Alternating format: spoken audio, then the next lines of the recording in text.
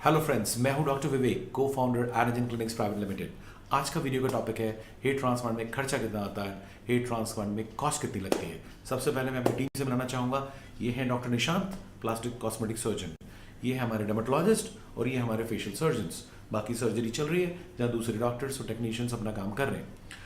तो अभी हम डिस्कस करेंगे सबसे पहले cost of hair transplant.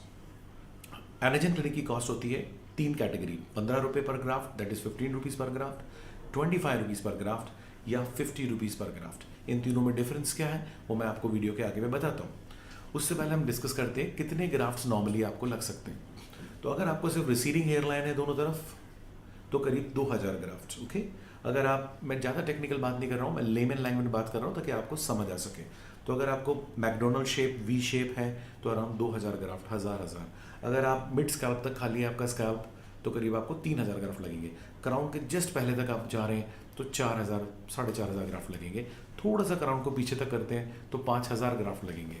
Okay, यहाँ तक 4000, यहाँ तक 4500, 5 चाहिए तो ज़्यादा, लेकिन इतने में भी हम कवर कर सकते हैं। एवरेज डोनर में 4000 से 5000 ग्राफ्ट नहीं होते लोगों के, तो फर्स्ट सेशन जो होता है हम 4-5 हज़ार ग्राफ्ट ही करते हैं ना। अगर आपने 2000 ग्राफ्ट किए 15 रुपये के हिसाब से तो आपको 30,000 रुपये लगे। 4000 ग्राफ्ट किए 15 रुपये के हिसाब से तो आपको 60,000 ग्राफ्ट लगे। हम लोग एक दिन में क्वालिटी मेंटेनेंस के लिए सिर्फ 2000, मैक्सिमम 2500 ग्राफ्ट करते हैं। तो 2 दिन की सर्जरी 4000 ग्राफ्ट। तो ये तो एनर्जिन की बात हो गई। नाउ इनमें डिफरेंस क्या है? देखिए, पहले क्या होता था कि ग्राफ्ट पीछे से पंच करते थे, बाहर रखते थे सोल्यूशन में, फिर लंच के बाद लगाते थे।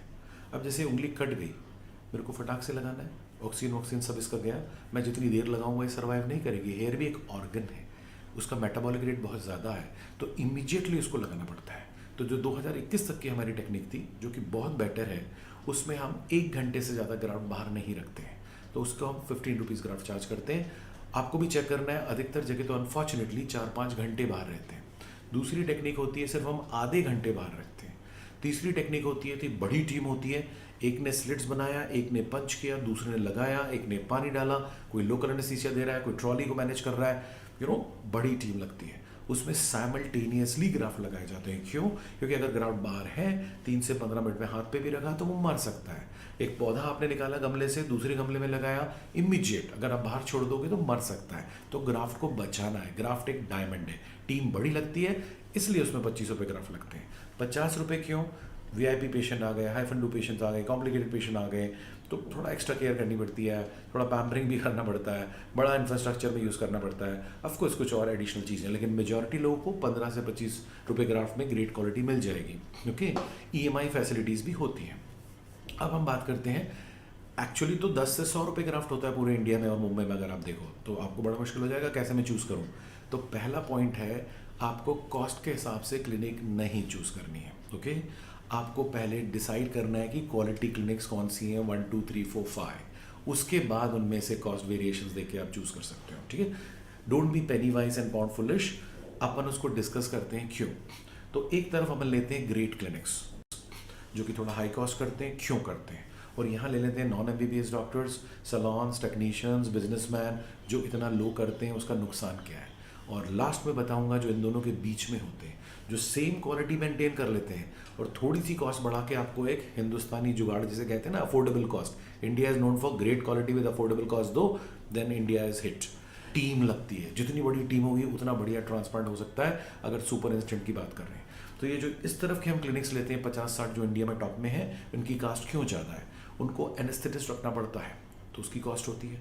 एनेस्थेटिस्ट रखना बहुत ज़रूरी है। आपने भी देखा हिंदुस्तान में पिछले 1 साल से और पूरे वर्ल्ड में 5-7 कॉम्प्लिकेटेड केस आ ही जाते हैं। तो अपन को अपने जीवन रिस्क में नहीं रखना है। एनेस्थेटिस्ट इमरजेंसी डॉक्टर कमांडो होता है, वो भी 6000 रुपीज़ पर डे लेगा।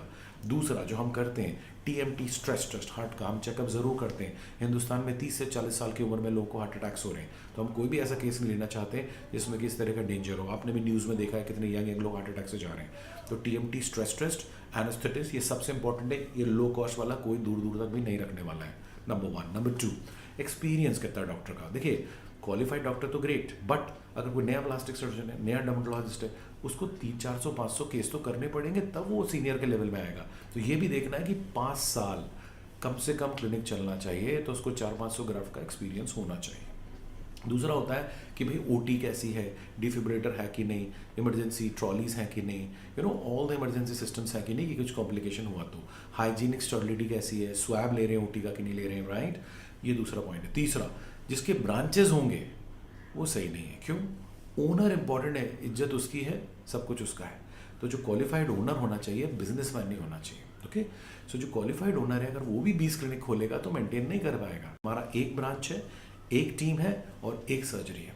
ओके, उसी क्लिनिक में आपको जाना, एक ब्रांच, एक टीम, एक सर्जरी। ओनर खड़ा होना चाहिए। ठीक है, अगर अधिकतर 50 के बाद आई साइट थोड़ी वीक हो जाती है, अधिकतर 50 के बाद में भी बैक इशू है तो 7 घंटे बैठ नहीं सकते, मगर ओनर खड़ा तो रहना चाहिए कम से कम during the procedure. Okay, so ये 3 बातें। फिर आता है कि इक्विपमेंट्स की क्वालिटी। भाई 10-20 हज़ार की भी मशीन आती है FU की, और 5 लाख 10 लाख की भी आती है। उसके बाद होता है पंचेस, 500-700 के भी आते हैं, 25,000 के भी आते हैं।